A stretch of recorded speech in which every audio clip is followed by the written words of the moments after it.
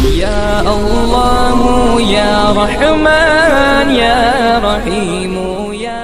کریم۔ بسم اللہ الرحمن الرحیم، نحمدہ ونصلی علی رسولہ الکریم۔ آج ایک ایسا مسئلہ جس مسئلے کے متعلق عوام کو پتہ نہیں ہے اور علماء سے اس مسئلے کے متعلق رجوع کیا جاتا ہے اور اس مسئلے کو معلوم بھی کیا جاتا ہے، اور ہو سکتا ہے کسی ویڈیو کے اندر بھی آپ کو یہ مسئلہ مل جائے۔ مجھ سے بھی ہمارے ایک دوستوں نے یہ مسئلہ معلوم کیا تو میرے ذہن میں آیا کہ اس مسئلے پر بھی ایک ویڈیو بنایا جائے اور آپ لوگوں تک اس کو پہنچایا جائے۔ مسئلہ یہ ہے کہ کیا منی کے ٹیسٹ کرانے کے لیے تھوڑی سی بات بے حیائی کی طرح ہے، لیکن اس کو ہم بے حیائی نہیں کہیں گے، اس لیے کہ دین کے سمجھنے کے لیے اور دین کے سیکھنے کے لیے اگر اس طرح کی باتوں کا ذکر کیا جائے تو یہ حیا کے خلاف نہیں ہے، بلکہ یہ ضروری ہے۔ اگر ہم ان چیزوں میں حیا محسوس کریں گے اور ان چیزوں کا ذکر کرنے میں اس کو حیا کے خلاف سمجھیں گے تو پھر لوگوں کو پتہ کیسے چلے گا، اس لیے اس چیز کا ذکر کرنا ضروری ہے۔ تو میں یہ کہہ رہا تھا کہ کسی کے وہاں مان کے چلیں کافی عرصہ ان کی شادی کو نکاح کو ہو گیا اور ولادت نہیں ہو رہی ہے، تو ڈاکٹروں سے رجوع کرنے کے بعد ڈاکٹروں کی طرف سے یہ کہنا ہوتا ہے کہ بھئی آپ جو ہیں اپنی ویریہ کا اور اپنی منی کا ٹیسٹ کرائیں، جس کو مادہ تولید کہا جاتا ہے۔ تو اس مادہ تولید کو نکالنے کے لیے کیا انسان ہینڈ پریکٹس، جس کو مشت زنی کہا جاتا ہے، اس کے ذریعے اپنا مادہ تولید، اپنی منی اور اپنا ویریہ نکال کر کے ڈاکٹر کو دے سکتا ہے؟ کیا اس کے لیے یہ کرنا جائز ہے؟ تو سب سے پہلی بات تو یہ سمجھیں کہ دیکھو، اللہ رب العزت نے بچے دینے کا اور بچوں کے وجود میں آنے کا سارا دار و مدار اپنے قبضے میں رکھا ہے، یعنی اللہ رب العزت جس کو چاہتے ہیں بچے دیتے ہیں، جس کو چاہتے ہیں بچوں سے محروم کر دیتے ہیں، اور اس طرح کی باتوں سے تاریخیں بھری پڑی ہیں۔ حضرت ابراہیم علیہ السلام کو اللہ تعالیٰ نے 80 سال کی عمر میں حضرت اسماعیل علیہ السلام کی صورت میں بیٹا عطا فرمایا۔ حضرت زکریا علیہ السلام کو اللہ تعالیٰ نے بڑھاپے میں بیٹا دیا۔ تو اللہ تعالیٰ کی قدرت سے کوئی چیز باہر نہیں ہے،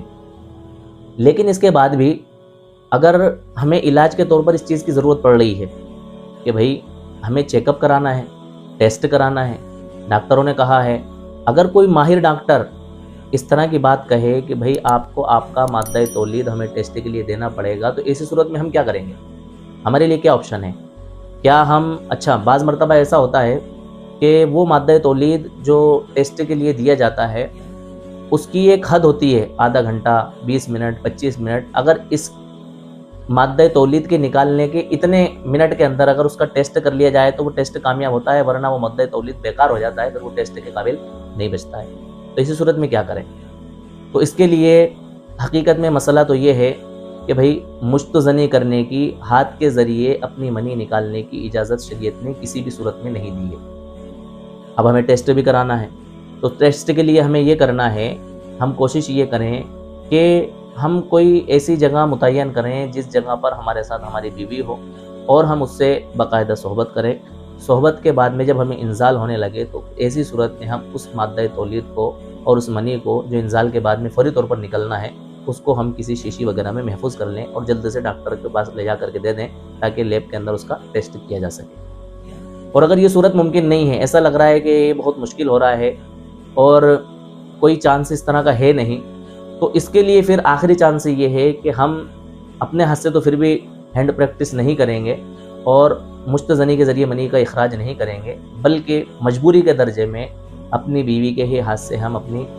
منی نکلا کر کے اور اب منی کا اخراج کر کے اس کو ہم ٹیسٹ کے لیے دے سکتے ہیں۔ تو خلاصے کے طور پر بات یہ معلوم ہوئی کہ کوشش تو یہ کرنا چاہیے کہ ان چیزوں سے بچے انسان، لیکن اگر بہت زیادہ ضرورت ہے اور بہت ماہر ڈاکٹروں نے ٹیسٹ کے لیے کہا ہے اور اس ٹیسٹ کے بعد کسی طرح کے گھر بگڑنے کے اور میاں بیوی میں کسی طرح کی بدعنوانی پیدا ہونے کے اور میاں بیوی کے درمیان اختلاف پیدا ہونے کے یا ایک دوسرے کو طعن و تشنیع کرنے کے چانسز نہ ہوں اور ایک دوسرے کو برا بھلا کہنے کی یا حقیر سمجھنے کی کوئی باتیں پیدا نہ ہوں، تو پھر ایسی صورت میں اس ٹیسٹ کرانے کی اجازت ہے۔ انسان ان شکلوں کے ساتھ اپنا ٹیسٹ کرا سکتا ہے جو ہم نے آپ کو اس ویڈیو میں بتائی ہیں۔